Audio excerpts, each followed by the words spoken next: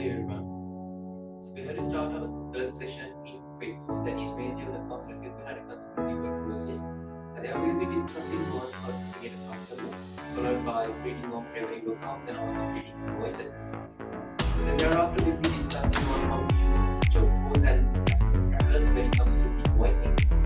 Then we'll be moving into allocating of bad feeds, that is of column closing of invoices. Thereafter, we'll be discussing on setting up event reminders to customers for a default category, followed by issue of credit notes. Then we'll be discussing on the most significant area when it comes to reporting of accounts receivable, that is generating of reports, sales and age receivables and other correlated reports in accounts receivable. And at the last session, we'll be discussing on how to find out the invoices that we have already registered in the system, and also how to identify and generate invoices there.